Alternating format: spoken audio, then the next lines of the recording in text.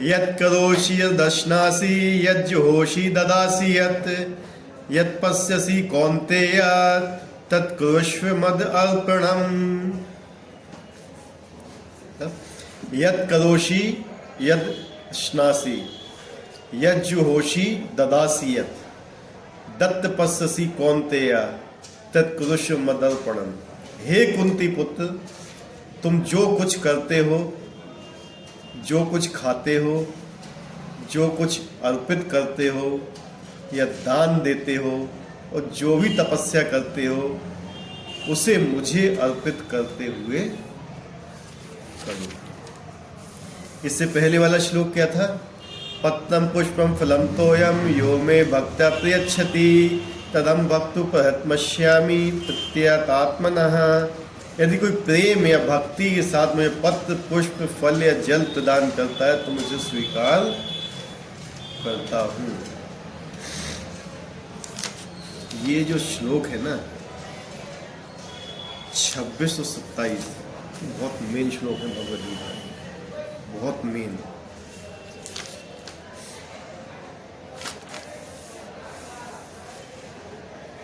तो इस श्लोक में क्या बोल रहे हैं भगवान?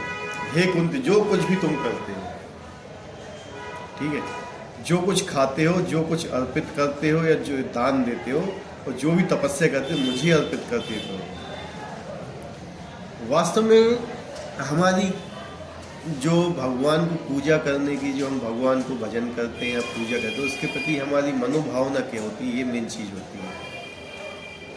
हम किसके लिए करते हैं? आज हमें पिज़्ज़ा खाना है, मन किसका होता है पिज़्ज़ा खाने का? हमने क्या कहा, चलो भगवान को अर्पित कर देते हैं।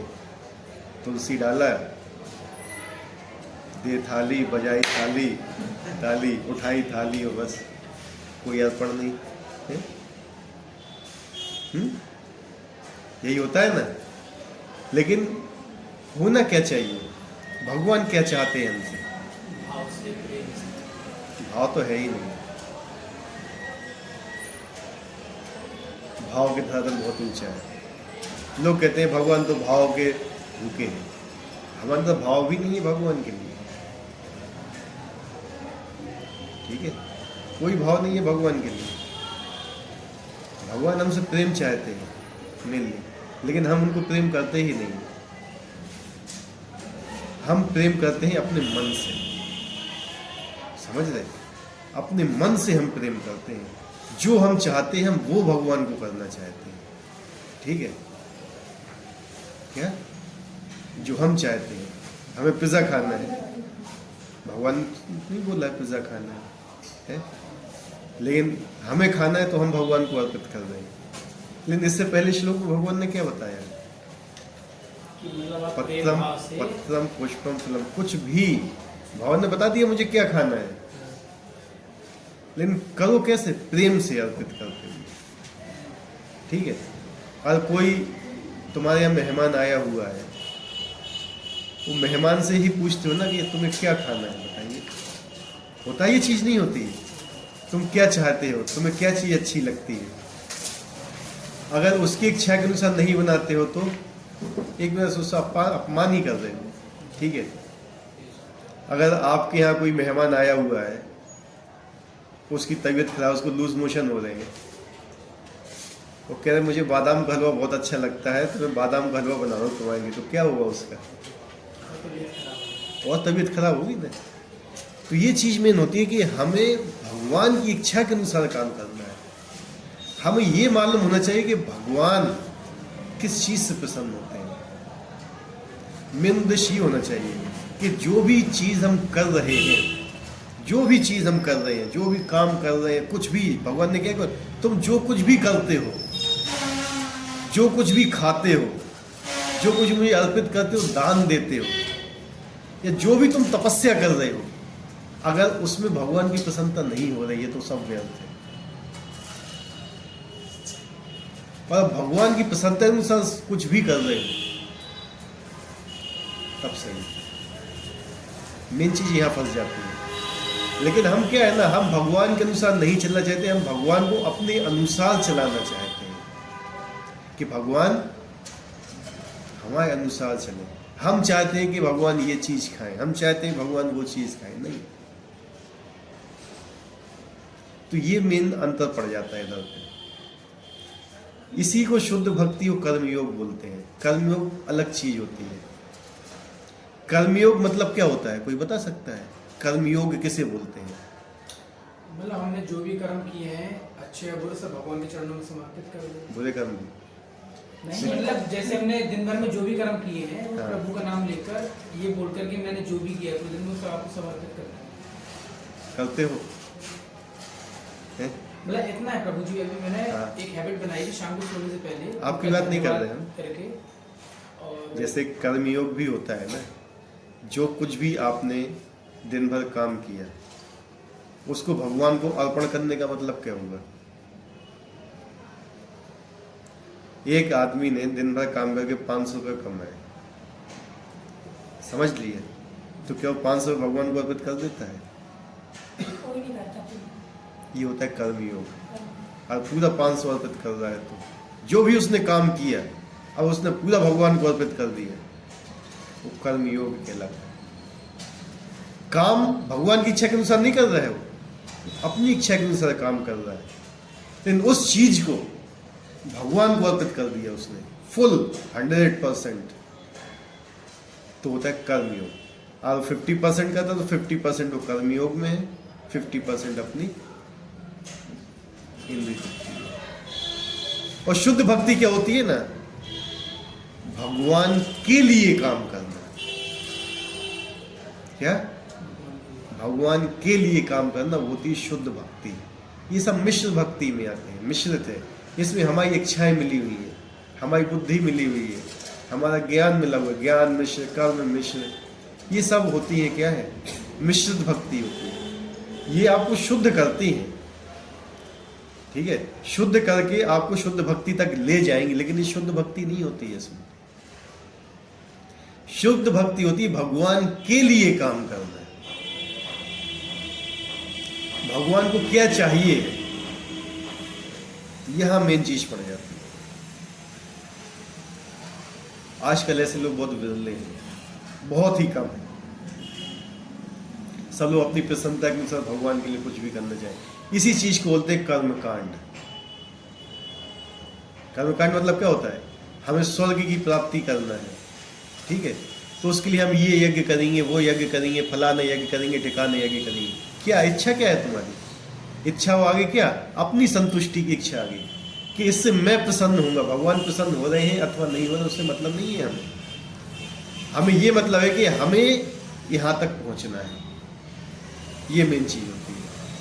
तो वो एक शुद्ध भक्ति का स्तर नहीं है। इसलिए भगवान कहते हैं तुम जो भी कुछ कर रहे हो, जो ये श्लोक बताएगा, ये शुद्ध भक्ति का नहीं है श्लोक, ये कर्म योग का श्लोक है।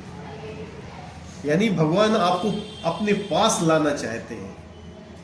आप किसी के घर, इसका मतलब एक मैं सीधा सिंपल उदाहरण दे सकता हूँ आपको। आप किसी के घर में जा रहे हो, किसी घर में बैठे हो, उसके ऐसे फ्रिज खोला, उठाए, कुछ भी खा लिया, क्या कहलाते हैं इसको? या किसी दुकान पे गए, फ्रिज में उठा के कुछ भी खा लिया, चोरी कहलाती है ना। अगर वही चीज मालिक से पूछोगे कि यार मैं ये चीज लेके खा लूं, तो चोरी नहीं कहलाएगी, वो एक क्या कहलाएगा, एक सदाचार। सेम यही है, हर चीज भगवान की है। हमें पिज्जा खाना है, एक तो हमने ऐसे ही खा लिया, क्या हो गया, वो हो गई सिंपल चीज। वही चीज हमने भगवान को अर्पित कर दिया, पूछ लिया हमने, भक्ति नहीं है वो, पूछा है हमने, मतलब हमने चोरी भी नहीं की और वो एक शुद्ध भक्ति भी नहीं है, लेकिन हमने भगवान से परमिशन ली है कि ये है मेरे खाने की इच्छा है। क्या है उसमें भी एक ये है कि हम अपनी इच्छा तो बता रहे हैं ना भगवान को कि मेरी इच्छा है ये खाने की, तो भगवान कहते हैं ठीक है। भगवान मना नहीं करते हैं किसी को कि मत खाइए, लेकिन वही आजकल क्या चल रहा है, आजकल लोग भगवान को भोग भी नहीं लगाना चाहते, समझ रहे? तो इसलिए क्या बताया है भगवान ने कि जो चीज मुझे अर्पित करके हुए नहीं खाता है वो पाप ही खाता है, वो आप पाप ही खा रहे हो। विष क्या बोलते हैं उसको? विष बोलते हैं। एक होता है अमृत, अमृत होता है और एक विष होता है। अगर भगवान को अर्पित किया हुआ है तो अमृत है, और भगवान को अर्पित नहीं किया है तो विष है। अब ये समझ लो कि आपको क्या खाना है। इसलिए जब भगवान को कोई भी चीज अर्पित की जाती है, चरण अमृत, क्या होता है वो? भगवान का चरण अमृत होता है वो। और बाकी कोई भी चीज है जो भगवान को अर्पित नहीं की गई है, वो सब विष के समान है और आपको नरक में लेके जाएगी। ठीक है। और बात आती है भक्ति की। ये श्लोक इसलिए इंपॉर्टेंट है कि ये सब लोगों के लिए है। पता है, कोई किसी भी उसमें उपस्थित हो, किसी भी वर्ण में हो, किसी भी आश्रम में हो। एक चीज बताओ, भारत की आर्मी कितनी है? लगभग 65 लाख के आसपास है। 26 लाख। ठीक है, 65 लाख 70, 1 करोड़ मान लो। एक एवरेज ले लो। आज युद्ध होता है तो क्या 1 करोड़ बॉर्डर पे चली जाती है? नहीं जाती है। तो क्या बॉर्डर में जाने वाले ही लोग मेन हैं? सभी मेन होते हैं ना। समझे मैं क्या कहना चाहता हूँ? क्या कहना चाहता हूँ बताइए। भक्ति कोई चाहे ऐसे करे चाहे वैसे करे, भक्ति भक्ति होती है। कैसे ऐसे करे वैसे करे? मतलब जैसे कोई कर्म योग के द्वारा वो करते हैं, या कोई वैसे शुद्ध के। दो 4 आश्रम बनाए गए हैं, 4 वर्ण भी बनाए गए हैं। ठीक है, 4 आश्रम कौन से हैं? शुरू से बोलिए। ब्रह्मचर्य 0 से लेके जन्म से लेके 25 वर्ष तक क्या है? मतलब अपने जीवन का 1/4 जितना भी जीवन है। जिस समय ये शास्त्रों को अनुवाद किया जा रहा था, लिखे जा रहे थे, उस समय मनुष्य की उम्र लगभग 100 वर्ष हुआ करती थी। ठीक है। क्योंकि कलयुग से पहले तो शास्त्र लिखे नहीं गए थे, क्योंकि लोगों की क्या थी, स्मृति इतनी ज्यादा थी कि उनको शास्त्र सारे याद हो जाते थे। उनको श्रुतिधर बोला जाता था, कुछ भी बोला उनको याद हो गया, तो लिखने की जरूरत नहीं थी। लेकिन कलयुग के लोगों की बुद्धि इतनी मंद हो गई है सब कुछ कि अब उनको याद ही नहीं रहता है। तो बार बार उनको पढ़ने की जरूरत पड़ती है, बार बार स्मरण करने की जरूरत पड़ती है। इसलिए क्या है, शास्त्रों को लिखित रूप दिया गया। तो 100 वर्ष की आयु में से 1/4 क्या हो गया? ब्रह्मचर्य। उसका अगला गृहस्थ, उसका फिर 1/4 वानप्रस्थ, तो उसका 1/4 संन्यास। 4 चीजें। ठीक है, ये क्या हुए? आश्रम। और 4 वर्ण है, ब्राह्मण, क्षत्रिय, वैश्य, शूद्र। जन्म से नहीं है, जन्म से नहीं है कि ब्राह्मण का लड़का ब्राह्मण, क्षत्रिय का लड़का क्षत्रिय, ऐसा नहीं होता है। गुण और कर्म विभाषा, भगवत गीता में बोला गुण और कर्मों से होता है। ब्राह्मण का लड़का ब्राह्मण नहीं हो सकता है, लेकिन उसका ब्राह्मण बनने के चांस ज्यादा हो सकते हैं। जैसे एक डॉक्टर होता है, क्या डॉक्टर का लड़का डॉक्टर हो सकता है? लेकिन हाँ, डॉक्टर बनने के चांसेस हो सकते हैं उसके ज्यादा। क्यों? क्योंकि उसका पिता उस प्रोफेशन में है। वकील है, क्या वकील के लड़के से आप केस लड़वा लोगे अपना? नहीं लड़वाओगे। क्यों? वकील का लड़का है वो, तो लड़वाओगे है? नहीं है ना।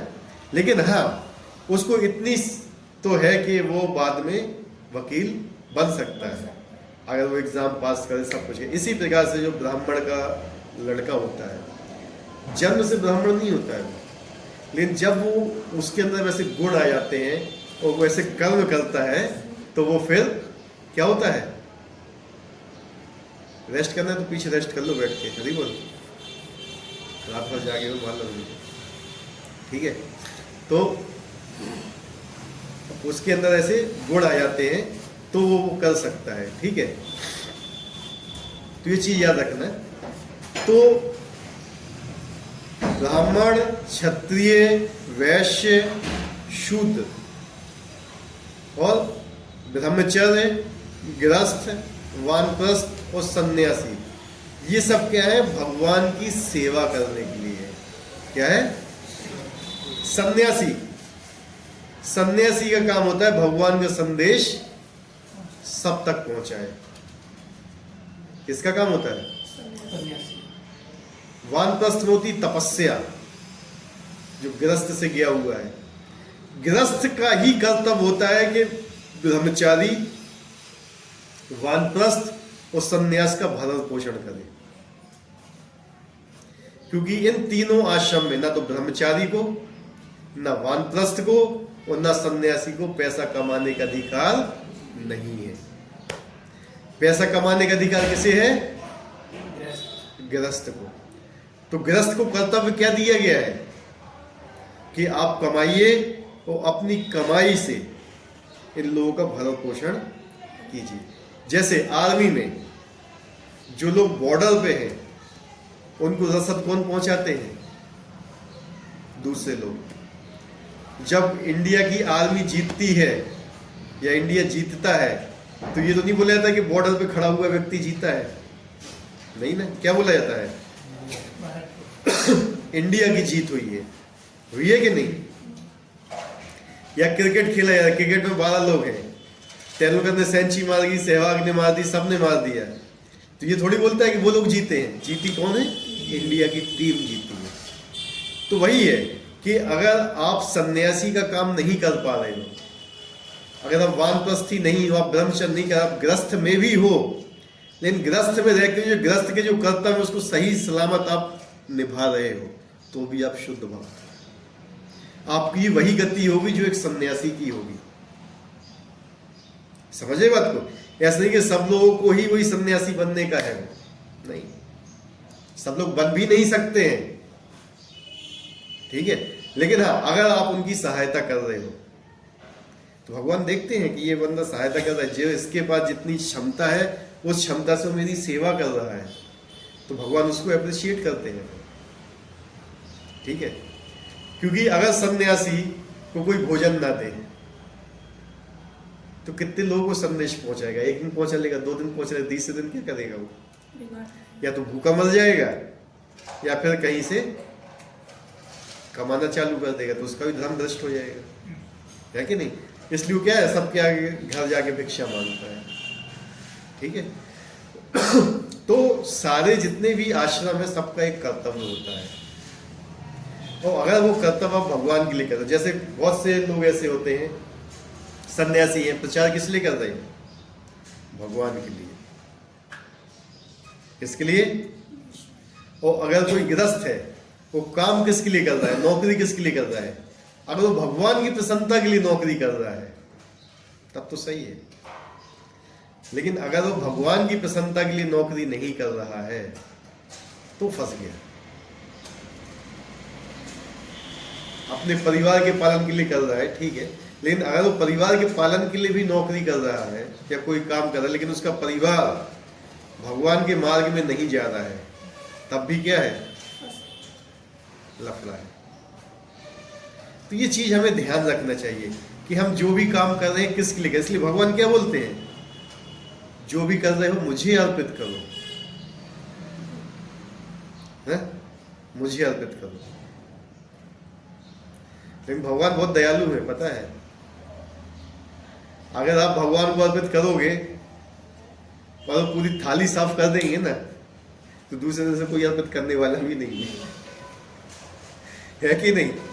तो भगवान छोड़ भी देते हैं तुम्हारे लिए, वो तो देखते हैं कि भैया इसका कितना है, मतलब भाव मेरे लिए, ये कर रहा है कि नहीं। जब तुम इस तरह धीरे धीरे आगे बढ़ते हो ना, तो फिर भगवान आपके लिए करते हैं। वो नहीं कहता कि जब तुम मेरे लिए करोगे तो मैं भी तुम्हारे लिए फिर करूंगा। अन्यथा लोग देखो किसके लिए कर रहे हैं, किसके लिए कर रहे हैं लोग आजकल? है बीवी के लिए है? बताओ। वही बीवी उसको नीले ड्रम में बंद करके फेंक देती है? अब तो सिलेंडर के अंदर भर के फेंका है, पता है ना? मालूम है ना? सिलेंडर केस काट कूट के सिलेंडर के अंदर भर दिया। ये वाला सिलेंडर एलपीजी का, उसको बाहर से सील कर दिया वेल्डिंग करके, ऐसे मर्डर किया अपने हस्बैंड ने, उसके लिए कर रहा है। बच्चे क्या करते हैं? बच्चे भी यही करते हैं, कहते भैया हम अपनी बीवी बच्चों के लिए कर रहे हैं, और यही होता है लास्ट में इस दुनिया में।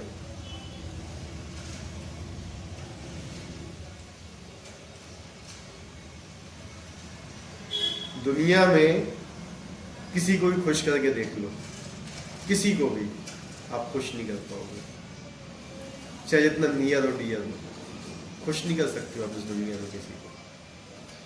लेकिन भगवान जरा से में ही प्रसन्न हो जाते हैं। भगवान ने बोला पत्रम पुष्पम फलम तोयम, इसमें से 4 चीज बताई ना, पत्र पत्ती, पुष्प मतलब फूल, पत्र पत्रम पुष्पम फल फल, और जल। पत्रम पुष्पम फलम तोयम, 4 चीज भगवान ने मांगी है। या तुम्हें कोई पत्ती दे दो, तुलसी की पत्ती देंगे तो भगवान और खुश होंगे, पुष्प दे दो, पत्तम पुष्प फल दे दो, या जल दे दो। 4 चीज, 4 में से कौन सी चीज मनुष्य ने बनाई है? भगवान वही मांगे जो उनने बनाई है, लेकिन 2 प्रेम से।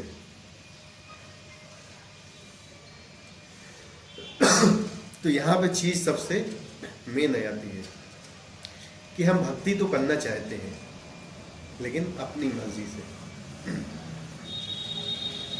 हम भगवान की मर्जी से कुछ नहीं करना चाहते, इसलिए हम यहाँ पे पड़े हुए हैं बस। कोई भी चीज है, तपस्या भी करोगे ना, मतलब जब किस लिए करते हो? भगवान की प्रसन्नता के लिए कि हमारे पाप नष्ट हो जाए, है ना? भगवान की प्रसन्नता के लिए तो नहीं करते ना। तो ये सब चीज है, तपस्या भी हमें भगवान की प्रसन्नता के लिए, कि अगर भगवान प्रसन्न हो तो तपस्या का सही है। और आप 1000 यज्ञ कर लो तो भगवान प्रसन्न नहीं हो रहे तो क्या फायदा है? और एक यज्ञ में ही भगवान प्रसन्न हो गए तो 1000 यज्ञ करने की जरूरत ही क्या है? वो कलयुग में क्या है? कलयुग का मेन यज्ञ क्या है? नाम संकीर्तन। भगवान कहते हैं मेरे नाम का जाप करो बस, वो कुछ नहीं करना है कलयुग में, सब कुछ अपने आप होगा, लेकिन करो। इतना सस्ता कर दिया कलयुग में भगवान की भक्ति कि हर आदमी ये भगवान की भक्ति कर सकता है। भगवान के नाम लेने में कितना पैसा खर्च होता है बताइए? फिर भी नहीं लेता है, फिर भी नाम नहीं लेता है ना। वो दिखाने के लिए हम इतने यज्ञ कर रहे हैं, हम फलाना यज्ञ कर रहे हैं, हम ढिकाना यज्ञ कर रहे हैं, किसके लिए कर रहे हैं? हमारा नाम बढ़े, पोस्टर पे सबसे बड़ा नाम होना चाहिए, सो एंड सोनी ये यज्ञ करा रहा है, भाई ऊपर बैठे हुए हैं, 10 लोग आ रहे हैं, हाँ भाई ये बहुत अच्छा आदमी, बहुत बड़ा धर्मात्मा है, बस उसको यही चाहिए, ईगो सेटिस्फेक्शन। दिखाना चाहता है कि मैं कितना बड़ा भक्त हूं, समझ रहे हैं ना? स्वयं भगवान बनना चाहता है। ये माया का लास्ट ब्रह्मास्त्र होता है आदमी को फंसाने के लिए। मनुष्य चाहता है कि मैं भगवान बन जाऊं, लेकिन सब भगवान जब आते हैं चैतन्य महाप्रभु का रूप लेके तो क्या बन के आते हैं? भक्त बन के आते हैं। दास दासानुदासा। भगवान बोले ना हम विप्रो, न मैं विप्र हूं मतलब ब्राह्मण हूं, न मैं क्षत्रिय हूं, न वैश्य हूं, न शूद्र हूं, न गृहस्थ हूं, न ब्रह्मचारी हूं, न वानप्रस्थ हूं, न सन्यासी हूं। मैं तो क्या हूं?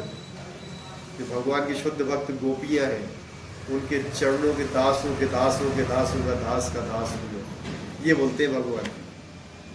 तो हम दास नहीं बनना चाहते।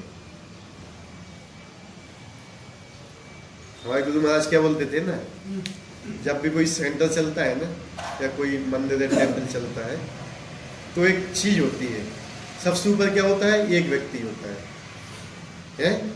उसके नीचे 2-3 होते हैं, 3 के नीचे फिर 9 होते हैं, 9 के नीचे 27 होते हैं, 27 के नीचे 51 होते हैं। तो ये क्या हो जाता है? ट्राइंगल। क्या होता है? ट्राइंगल। इसका मतलब क्या होता है? अगर आप भौतिक दृष्टि से देखोगे तो ऊपर वाला क्या होता है? सबसे मेन होता है, और नीचे वाले सबसे। लेकिन भक्ति में क्या होता है ना, इसको उल्टा कर देना चाहिए। क्या? क्या समझे इससे? लास्ट में वो सबसे आगे। जो सबसे ऊपर वाला व्यक्ति है वो नीचे के जितने सबका सेवक है, वो समझ रहे? वो सबकी सेवा कर रहा है। भक्ति में से, भक्ति में तुम जितना नीचे जाओगे ना, जितना सेवक बनना चाहोगे, इतनी सेवा करना चाहोगे ना, भगवान की दृष्टि में सबसे पहले आओगे। तो तुम जितना ऊंचा जाना चाहोगे ना, भगवान को इन्हीं दो चीज से सबसे ज्यादा नफरत है। अभिमान, भगवान कहते हैं मुझे अभिमान से नफरत है। किसी व्यक्ति के अंदर ईगो आता है कि हाँ मैं कर रहा हूँ, मैं ये कर रहा हूँ, मैं वो कर रहा हूँ, मेरी वजह से ये सब हो रहा है, उठा के पटक देते हैं भगवान। तो जो व्यक्ति मीन से भी मीन सर्विस करना चाहता है, छोटी से छोटी सर्विस के लिए भी नहीं भाग रहा है, भगवान उसके लिए बहुत कुछ करते हैं। इसलिए कहते हैं कि हमें दासों का दास बनना चाहिए। ये एक भौतिक चीज और आध्यात्मिक में अंतर है। भौतिक जीवन में लोग श्रेष्ठ बनना चाहते हैं, मैं इस पोस्ट पे पहुंच जाऊं, उस पोस्ट पे मैं इतना बड़ा बन जाऊं, वो इतना बड़ा। लेकिन आध्यात्मिक जगत में इसका उल्टा होता है। आध्यात्मिक जगत में आदमी सेवा करना चाहता है बस। लेकिन आध्यात्मिक जगत में रह के कोई व्यक्ति बड़ा बनना चाहता है कि मैं टॉप पोजीशन पे जाना चाहता हूं, लेकिन उसके अंदर सेवा करने का भाव नहीं है। जो टॉप पोजीशन पे भी होता है उसके अंदर भी सेवा का भाव होता है, वो सेवा करना चाहता है, और उसके अंदर सेवा का भाव नहीं है, वो टॉप पोजीशन पे रहना चाहता है, तो समझ लेना कि वो सही व्यक्ति नहीं है। ठीक है, सेवा के कई स्तर हो सकते हैं, ऐसा नहीं है, सेवा के कई स्तर। और वो सेवा करना वास्तव में चाहता है कि इतने मेरे नीचे हैं ये वास्तव में मेरे सेवा करने के लिए भगवान ने मुझे सेवा दी हुई है। जैसे मैं यहाँ लेक्चर देता हूँ तो ये भी क्या है, सेवा है मेरी, तो ये मैं सेवा कर रहा हूँ एक हिसाब से। ठीक है, किसी को सेवा हो सकती, किसी को से, लेकिन क्या है ये भी भगवान को प्रसन्न करने के लिए है। केवल किसके लिए है? जैसे प्रभु जी ये लोग 2-3 लोग सुबह से प्रसाद बना रहे थे, किसके लिए बना रहे थे? कि भगवान का प्रसाद, भगवान को अर्पित होगा, प्रसाद दिया जाएगा लोगों को। आजकल महुआ में भी देखोगे आप लोग, या बहुत ही जगह पे लोग खाना बांटते हैं कि नहीं? किस चीज के लिए बांटते हैं? गरीबों को बांटते हैं, नरक में भेज रहे हैं उनको, है कि नहीं? भगवान ने क्या बोला है? जो मुझे अर्पित किया हुआ नहीं बांटता है या देता है, वो क्या कहता है? पाप बांटता है, नरक में भेज रहे हैं, डायरेक्ट नरक का टिकट दे रहे हैं उनको। समझे मेरी बात को? माता है, घर में खाना बनाती है, मेरे बच्चे को खाना खिला रही हूं मैं। इतना स्ट्रॉन्ग, इतना हैवी बोलना नहीं चाहिए, लेकिन बोल रहा हूं। आप भगवान को अर्पित किया हुआ भोजन अपने बालक को खिला रही है, बच्चे को तो उसको नरक भेज रही है सीधे। क्या खिला रही है? पाप खिला रही है। समझ आए बात को? भगवत गीता स्वयं बोलती है कि जो यज्ञ में या मुझे भोग किया हुआ खाता है, मुझे अर्पित किए बिना खाता है, वो साक्षात पाप खाता है। और जब पाप खाओगे तो क्या होगा? सीधा नरक। विष दे रही है माता पिता अपने बच्चों को कि भगवान को भोग लगाने की जरूरत क्या? वो थोड़ी खाते हैं। क्या बोलते हैं? थोड़ी खाते हैं, क्योंकि उनको दृष्टि ही नहीं है कि भगवान खा भी रहे हैं। जगन्नाथपुरी में भगवान को कितनी बार भोग लगता है? दिन भर लगता है, मोर देन 50 टाइम्स लगभग। और जब भी रसोई से बन के जाता है प्रसाद, उसमें कोई खुशबू नहीं होती है, कोई वो नहीं आती है, सुगंध नहीं आती। जब भगवान के ऑल्टर से उठ के आता है तो उसमें एक अजीब सुगंध आती है। ये जगन्नाथपुरी की मेन विशेषता है। तो हमने महसूस किया है, ठीक है, हम भी लगाते हैं। उसका एक अलग ही चीज होती है। वो एक चीज हमेशा याद रखना, जो व्यक्ति भगवान का भोग खाता है ना, वो कभी नरक तो जा ही नहीं सकता। डेफिनेट 100% बात है ये। जो भगवान को अर्पित किया हुआ भोग खाता है, प्रसाद में जिसको बोलते हैं, वो नरक नहीं जा सकता है कभी, बचेगा वो नरक से। क्योंकि भगवान का नाम, भगवान का रूप, भगवान की गुण, भगवान की लीलाएं, भगवान की कथा, भगवान का प्रसाद, कोई अंतर नहीं। प्रभु जी, ये पूछना है, जब प्रसाद तो खैर लगाना चाहिए, कई ऐसे भी लोग हैं जो लहसुन प्याज खाते हैं। अब एक तरफ ये भी कहते हैं कि प्रभु को मतलब कभी लहसुन प्याज का भोग नहीं लगा, नहीं लगता है, फिर वो क्या करें? हैं? छोड़ दो। नहीं, बहुत से लोग नहीं छोड़ पाते, पर वो नहीं भोग छोड़ लगाना पाते तो चाहते हैं फिर- और भक्ति भी करना चाहते हैं। ऐसे नहीं होता है यार, भक्ति भी करना चाहते हैं और आप गाड़ी चलाना चाहते हो, लेकिन राइट साइड पे जो गाड़ी चलाना चाहते हो। भैया मेरी इच्छा है बाइक चलाने की, मैं राइट साइड पे चलाऊंगा, लेफ्ट पे चलाऊंगा ही नहीं मैं। चलाओ फिर, क्या होगा? या ऐसे भी होता है ना प्रभु, जैसे हमने किसी और चीज का भोग लगाया है प्रभु को, अगर उसी भोग को अगर अपने खाने में डाल देते हैं तो नहीं होता है। तो क्या अपने आप को भगवान से भिन्न समझ रहे हो? दास का भाव कहाँ गया उसमें? दासत्व रहा ही नहीं ना फिर। तो तुम्हारी इच्छा है, भगवान में तुमने कुछ और लगा दिया, हम बढ़िया खा लेंगे। लो। बहुत से लोग क्या बोलते हैं कि यार वो भी तो शाक है यार, भगवान ने तो बहुत सी चीज बनाई हुई है, कहते हैं कि यार वो तो शाकाहारी है, लहसुन प्याज कौन सा है? तो हम कहते हैं हाँ ये शाकाहारी है, उसमें कोई डाउट नहीं कि शाकाहारी नहीं, लेकिन उसमें भी बहुत सी चीज ऐसी है कि बहुत सी चीजें भगवान ने शाकाहारी बनाई हुई है, लेकिन मनुष्य के लिए नहीं बनाई हुई। विश्व भी शाकाहारी है, विश्व भी तंदूरी से बनता है, नहीं बनता है, वो क्यों नहीं खाते हैं? समझ रहे ना? तो हमारे लिए नहीं बनी है लहसुन और प्याज, वो हमारे लिए नहीं बना है, मनुष्य के खाने के लिए नहीं बना हुआ है। तंबाकू हो गई, मदरा हो गई, ये हमारे लिए नहीं बनी हुई है ये, ठीक है?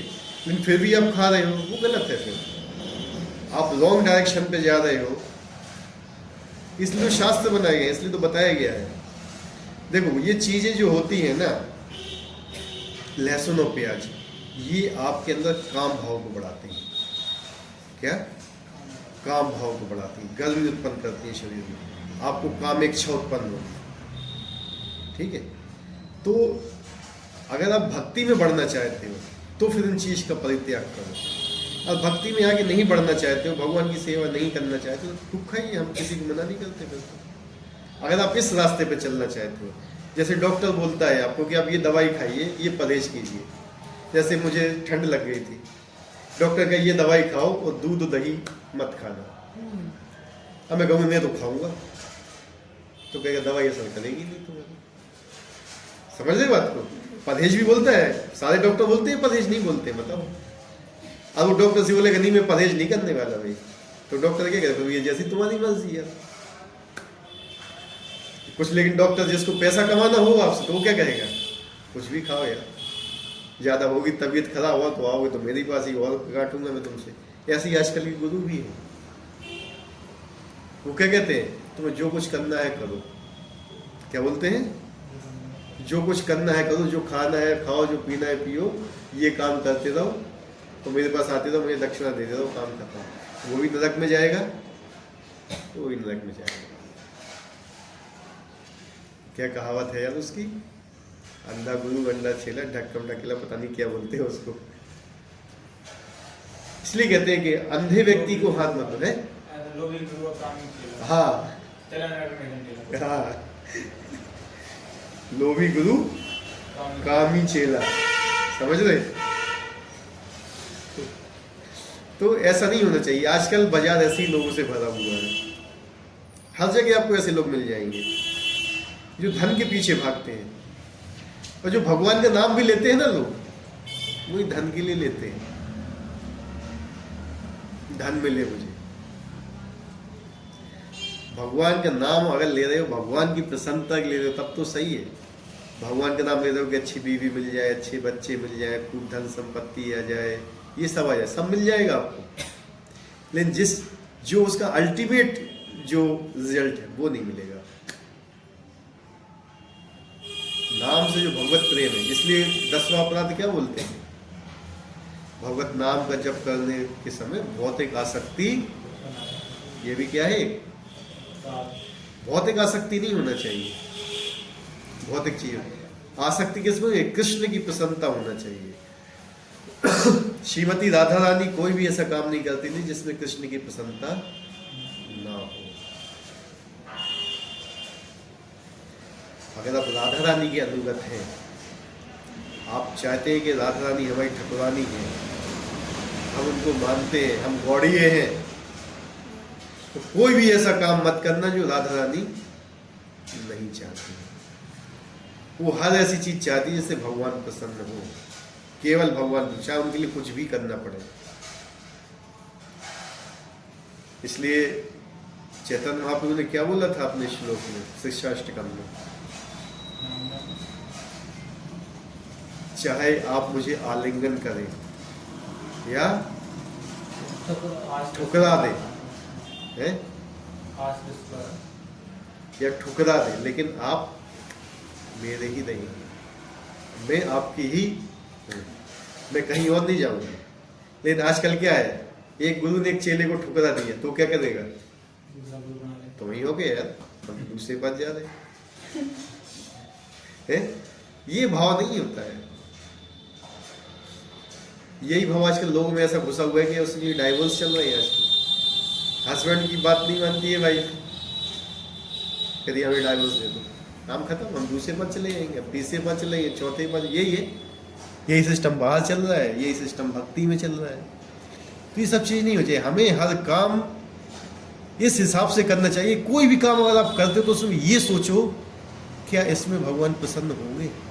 हमेशा सोचना चाहिए कोई भी काम करने से पहले कि मैं ये काम कर रहा हूँ, क्या इसमें भगवान की प्रसन्नता है या इसमें मेरी प्रसन्नता है। जरा एक बार सोच के करना, उसका जरा गहन अध्ययन भी करना कि मैं काम कर रहा हूँ, क्या इससे मैं प्रसन्न हो रहा हूँ या भगवान प्रसन्न हो रहे हैं। अगर भगवान प्रसन्न हो रहे हैं और मुझे उस काम में कष्ट हो रहा है तो भी वो काम करना है। अगर मैं प्रसन्न हो रहा हूं, भगवान को कष्ट हो रहा है, तो उसको छोड़ देना। समझ रहे बात। भगवान ने गीता के लास्ट वो क्या दिया हुआ है, बिल्कुल लास्ट वाले में बताया था कि जो मेरा संदेश दूसरे लोगों तक पहुंचा था, उससे प्रिय ना तो मेरा कोई था, ना है और ना रहेगा। अगर उस संदेश को पहुंचाने में जितने भी कष्ट हो, हमें वो काम करना चाहिए। लेकिन अगर हम अपने ही मतलब क्या बोलते हैं उसको, कंफर्ट से नहीं निकलना चाहते और भगवान के नाम का प्रचार नहीं करना चाहते, भगवान का संदेश दूसरों को नहीं देना चाहते हैं, मनुष्य जीवन मिला हुआ है, व्यर्थ चला जाएगा। लोगों को तो ये भी नहीं मालूम कि अगला जीवन हमें मनुष्य का कब मिलेगा। ठीक है, मिलेगा भी कि नहीं मिलेगा, कितने सालों बाद मिलेगा। ब्रह्मा जी का एक दिन कितने साल का होता है? 4,32,00,000 और 4,32,00,000 की रात होती है। पूरी रात में 4,32,00,000 साल तक सोता रहता है। कितना? कोमा में 4,32,00,000 वर्ष तक सोता रहता है केवल। और जब फिर से सृष्टि होती तब भी उसकी इच्छाएं नहीं मरती।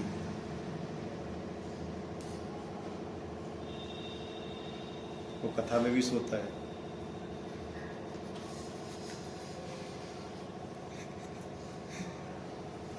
चार करोड़ 32,00,000 साल सोने के बाद भी जीव,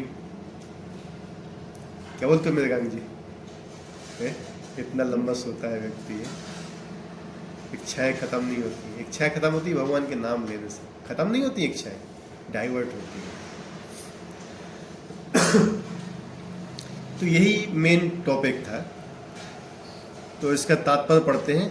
इस प्रकार ये प्रत्येक व्यक्ति का कर्तव्य कि अपने जीवन को इस प्रकार ढाले कि किसी भी दशा में कृष्ण को ना भूले। हमेशा कोई भी काम करने से पहले ये याद रखो कि क्या कृष्ण से प्रसन्न हो रहे हैं अथवा नहीं हो रहे हैं। अब ये आपके दिमाग में चल रहा है, ये तो कीने देखो कृष्ण जी है यार, ले आओ कहीं पे लगाओ, देखा थे आगे क्या हो, जो वो देखा जाएगा है। ऐसा नहीं, ये आसुरी प्रवृत्ति है। प्रत्येक व्यक्ति को अपने जीवन निर्वाह के लिए कर्म करना पड़ता है। कृष्ण यहाँ पर आदेश देते हैं कि हर व्यक्ति उनके लिए ही कर्म करे। क्या बोला कि हर व्यक्ति को कर्म करना पड़ेगा, हर आदमी कर्म करता है, पापी पेट का सवाल है, इसके लिए कर्म करना ही पड़ेगा। भगवान पेट न लगाते तो अच्छा रहता है, क्यों अंकुल जी? जी है? फिर क्या करते? फिर भी भक्ति नहीं करते, चार उठा के तान के सो जाते, 4 करोड़ 32 लाख साल और दिन भर है, दिन भी और रात भी, इसलिए उन्होंने कहा इसको पेट दे दो, कम से कम कुछ तो करेगा ये, है कि नहीं? जब तक ये शरीर नहीं था तब तक सो ही रहा था ना, जब शरीर मिला तो भगवान ने पेट भी लगा दिया, चल भैया जाओ, भूख लगेगी तो अपने आप सब करेगा। जब भगवान कह रहे हैं कि ठीक है अभी करना चालू कर रहे तो मुझे अर्पित कराओ, कसम किसी तरह को आएगा लाइन पे, ठीक है? तो कृष्ण क्या आदेश देते हैं? हर व्यक्ति उनके लिए ही कर्म करे, कृष्ण के लिए कर्म करना। प्रत्येक व्यक्ति को जीवित रहने के लिए कुछ ना कुछ खाना पड़ता है, अतः उसे कृष्ण चाहिए कि कृष्ण को अर्पित भोजन के उच्छिष्ट को ग्रहण करे। प्रत्येक व्यक्ति को कुछ ना कुछ धार्मिक अनुष्ठान करने होते हैं, अतः कृष्ण की संस्तुति इसे मेरे हेतु करो, यही अर्चन है। प्रत्येक व्यक्ति कुछ ना कुछ दान देता है, तब कृष्ण कहते हैं कि मुझे दो, जिसका अर्थ ये है कि अधिक धन का उपयोग कृष्ण भावना आंदोलन की उन्नति के लिए करो। आजकल लोग ध्यान विधि के प्रति विशेष रुचि दिखाते हैं, यद्यपि इस युग के लिए वह व्यवहारिक नहीं, किंतु यदि कोई 24 घंटे हरे कृष्ण का जप अपनी माला पर करे तो निश्चित रूप से महानतम ध्यानी तथा योगी है, जिसकी पुष्टि भगवद गीता 6वें अध्याय में की है। तपस्या भी क्या करते हैं लोग, बता रहे ना, अपनी प्रसन्नता के लिए करते हैं। कोई भी काम कर रहा है उसके पीछे देखो जरा कि हम कोई भी काम करें तो हमारी प्रसन्नता के लिए, भगवान की प्रसन्नता के लिए।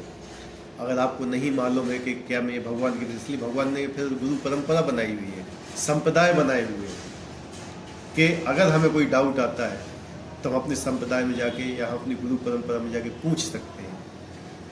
हमें भगवान की सेवा नहीं लेना है, हमें भगवान की सेवा करना है। हमारे जो आचार्य थे ना, श्री सनातन गोस्वामी, श्री रूप गोस्वामी, बहुत बड़े आचार्य, समाधियां भी देखी होंगी आप लोगों ने, ठीक है? तो राधा रानी ने स्वयं खीर बनाई थी इनके लिए, ठीक है? राधा कुंड के पास स्वयं खीर बनाई थी, खीर बना के दी। तो जब सनातन गोस्वामी ने खाई तो पहचाने कि खीर यहाँ की नहीं, कोई और दिव्य खीर है। तो पूछा श्री रूप गोस्वामी से कि भैया ये खीर कहाँ से आई? कही थी एक लाली आई थी छोटी सी, दूध चीनी और ये लेके चावल। तो उसने कहा था कि ये बाबा ये ले लो, मैया ने भेजा हुआ है दान के लिए। वो कह रहे थे कि उनको बाबा के लिए खीर बना के आया जाना। देखा तुम फंस गए, ये राधा रानी स्वयं आई थी खीर, ये खीर का स्वाद तो देखो। कहते तुमने उनकी सेवा ले ली, हम कैसे दास है कि हम उनकी सेवा ले रहे हैं, वो आके हमारे लिए बना के जा रही है। श्री रघुनाथ दास गोस्वामी राधा कुंड में भजन करते थे, उनकी धूप पड़ती थी, उनको पता ही नहीं, श्रीमती राधा रानी पीछे खड़ी हुई है, उनके ऊपर ओढ़नी ऐसे डाल के कि इनको धूप न पड़े, ठीक है? वहाँ से देखते थे रूप गोस्वामी जी, कहते देखो तुम सेवा ले रहे हो राधा रानी। कहते कुटिया बनाओ अपने लिए, फिर राधा रानी कल फिर आएंगी तुम्हें सेवा देंगी, इसलिए कुटिया बनाओ। नहीं बनाई, दूसरे दिन बैठे हुए थे, फिर शेर आया। उस समय तो बहुत जंगल था ना, वो शेर आया, वो तो अपने जाप में मस्त थे। श्याम सुंदर खड़े हुए हैं डंडा लेके, हाँ भगवान कह रहे अब तुम भगवान कृष्ण की सेवा ले रहे, तुम बनाओ, अभी बनाओ। उन्होंने अपनी कुटिया बनाई, उसके अंदर रहकर भजन करने। भगवान से हमें सेवा नहीं लेना है, तो सेवा देना है हमें सेवा, क्योंकि हम सेवक हैं, ठीक है? भगवान तो सेवा करना चाहते हैं, हम सेवा नहीं करना चाहते ना, इसलिए कहते पऊ और मिठाई चढ़ा रहे हैं, जो कर दो हमें। हमारे मोड़ा को ब्याह हो जाए, अच्छी बहू आ जाए, पास हो जाए, नौकरी लग जाए, मोड़ा हो जाए, घर है 2 मंजिला घर बन जाए, और नहीं मैं उसको पौगा और भी ना चढ़ा है वो। ये हम भगवान को यूज कर रहे हैं। क्या कर रहे हैं? Use and throw. यूज कर लिया, हमारी इच्छा पूरी हो गई, खत्म खेल। रेजर होता है, यूज एंड थ्रो आता है 15 रुपए का। यूज जब तक करिए तब काम आता है, उसके बाद खत्म। इच्छाएं पूरी होने के बाद कौन भगवान को याद करता है बताइए? कोई नहीं। ये हमारी मेंटलिटी हो गई है आजकल। तो इन सब मेंटलिटी से हमें बचना है और भगवान की सेवा में लगना है। तो इसलिए जो श्लोक में बताया गया मेन यही चीज़ है कि ऐसा मत समझिए कि कोई सन्यासी ही शुद्ध भक्त है, ठीक है, या जो कोई वहाँ पे बिल्कुल आजीवन ब्रह्मचारी है, लाल कपड़े में घूम रहा है, वो ही शुद्ध भक्त है। नहीं, आप भी हो सकते हो, आप भी बन सकते, लेकिन हाँ उसके भी तरीके बताए गए हैं। आपके अंदर वो गुण नहीं है कि आप घर बार छोड़कर उनकी तरह बन जाओ, नहीं। भगवान ने गीता का संदेश की सन्यासी को क्यों नहीं दिया था? अर्जुन को दिया था, ब्राह्मण भी नहीं था वो तो, है? 5 तो वाइफ थी उसकी। कितनी पत्नियां थी अर्जुन की? 5 पत्नियां थी ना, 5 पत्नियां थी। क्षत्रिय था, ब्राह्मण भी नहीं था, उसको दिया भगवत गीता का दिया ज्ञान। जबकि देना किसको चाहिए था? कि सन्यासी को, विरक्त को देना चाहिए था, नहीं दिया भगवान ने। ठीक है, ये हम लोग को समझाने के लिए कि तुम ये मत समझो कि तुम्हें भगवान के पास जाने के लिए एक सन्यासी बनने की जरूरत है, नहीं। अपने गृहस्थ आश्रम में रहते हुए तुम सन्यासी बन सकते हो, ठीक है। गृहस्थ अपनी सारे कर्तव्य करते हुए आप सन्यासी का तरह जीवन जी सकते हो। सन्यासी लाल कपड़े पहनने से नहीं होता, सन्यासी हृदय से होता है, अंदर से। अंदर आपका क्या भाव चल रहा है, अंदर आप कितने भगवान के प्रति समर्पित हो। और आप लाल कपड़ा पहने हुए आपकी दृष्टि गलत जा रही है, आपकी दृष्टि भोग पे जा रही है, खाने पीने फलाना ठिकाने पे जा रही है, आप कहाँ के सन्यासी हो? लेकिन आपको सब कुछ होते हुए भी आप उसकी तरफ आसक्त नहीं हो, दैट इज रियल सन्यासी। कोई चीज आपको हिला नहीं पा रही है, आपके घर में बीवी है, आप आसक्त नहीं हो। आपके घर में बच्चे हैं, आप उनको आसक्त नहीं हो। धन है, दौलत है, सब आसक्त नहीं हो, आप भगवान का भजन कर रहे हो। महाराजा अम्बरीश की 1 करोड़ पत्नियां थी, आसक्ति नहीं थी उनकी तरफ, वो भगवान का भजन करते थे। एक से एक राजा पड़े हुए हैं, एक से एक लोग, सब कुछ धन संपत्ति दौलत सब कुछ होते हुए भी सब त्याग देते हैं।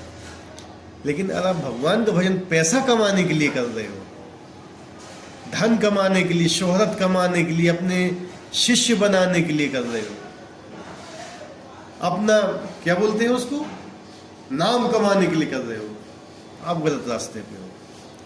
आपको ये सब चीज मिल जाएगी लेकिन भगवान नहीं मिलेंगे। फिर ये सब चीज देंगे भगवान आपको, भगवान आपको चेक करेंगे। जैसे माता है ना, माता रोटी बनाती है घर में, उसका एक 6-7 महीने का बच्चा होता है,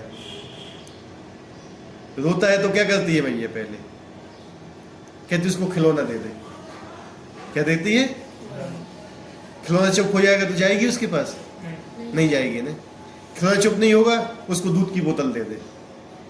दूध की बोतल चुप हो जाएगा तो जाएगी? नहीं जाएगी, ठीक है।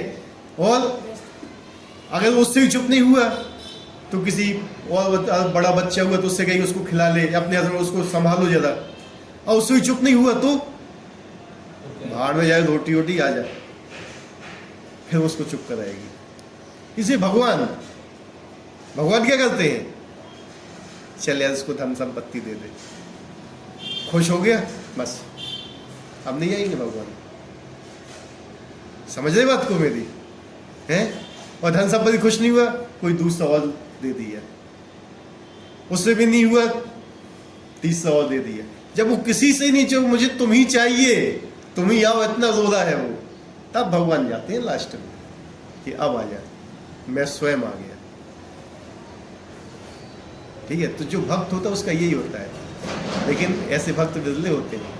आजकल ये शोहरत मिल गई, फलाना ठिकाना, आजकल तो ऐसे ऐसे लोग हैं जो धर्म के नाम पे पॉलिटिक्स का टिकट चाहते हैं, पता है, मुझे टिकट दे दो धर्म के नाम पे, मेरे पास इतने फॉलोअर्स हैं, मतलब अपने फॉलोअर्स बना लिए 1 करोड़ 2 करोड़ 10 करोड़ 20 करोड़, मुझे सीट चाहिए। मिल जाती है सीट? भगवान मिलते हैं? नहीं। बहुत से मिल जाएंगे ऐसे जो सीट के पीछे पड़े हुए हैं आजकल पॉलिटिक्स में जाने के लिए केवल। लेकिन अल्टीमेट जो चीज है वो कोई नहीं चाहता है, क्योंकि उसके लिए क्या होता है, जलना पड़ता है, हृदय को जलाना पड़ता है, सहना पड़ता है। जो सहता है वही रहता है। ये एक ऐसा मार्ग है ना, अगर आप इस पे चलना चाहोगे ना, सही से चलना चाहोगे, तो ये आपको पूरा शुद्ध कर देगा अंदर से लेके। ऐसी पछाड़े मारेगा ना, उठा पटक ऐसी करेगा कि आपको शुद्ध कर ही देगा। जैसे धोबी है ना, जो कपड़े साफ में उठा के पछाड़ मारता है, ऐसे भगवान भी पछाड़ मारते हैं। हर तरीके से आपके अभिमान को चूर कर देंगे, सब चीज, धन संपत्ति, हर चीज से आपको बिल्कुल शुद्ध कर देंगे वो। फिर उसके बाद आएंगे, और जब वो आते हैं तो फिर हर चीज मिलती है। सुदामा जी थे, सुदामा जी ने कुछ मांगा था भगवान से? नहीं। गए किस लिए थे? सेवा करनी। नहीं।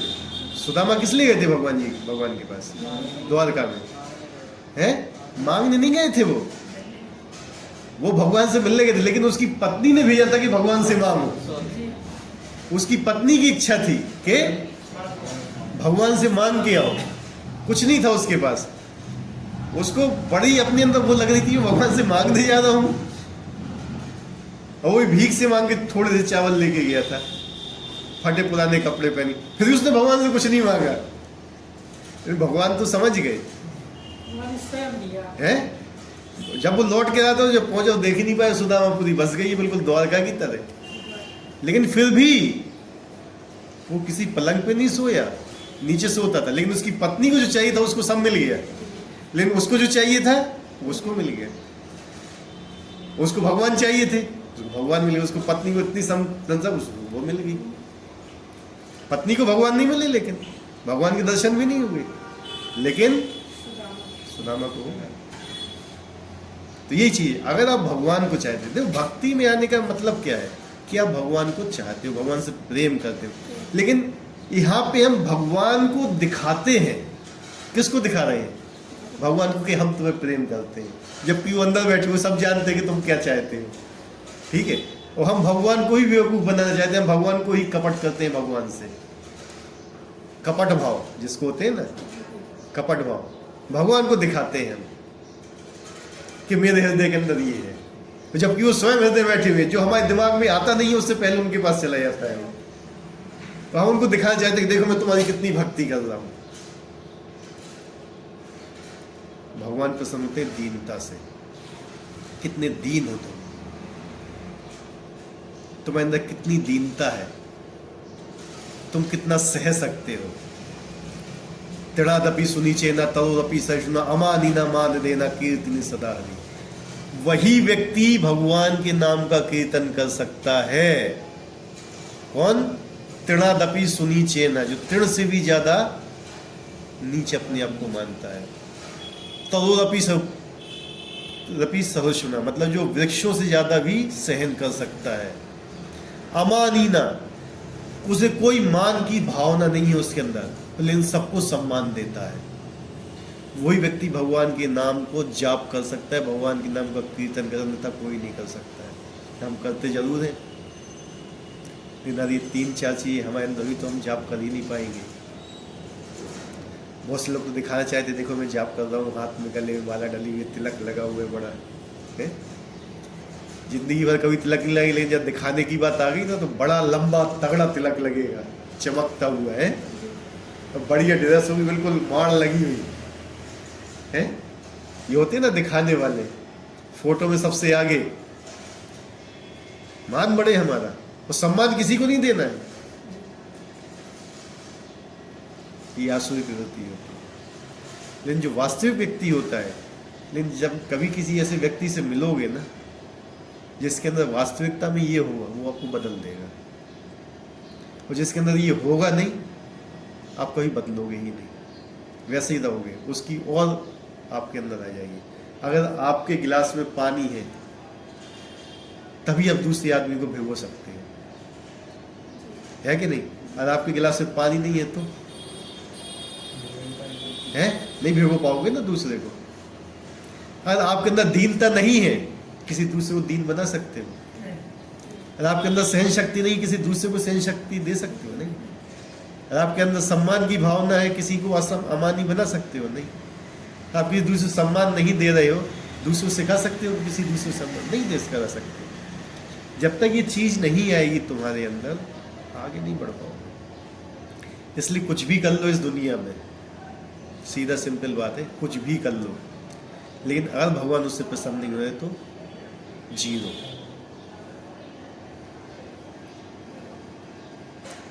ठीक है, यही मेन चीज है। इसलिए भगवान कह रहे हैं कि जो भी करो मेरे लिए करो।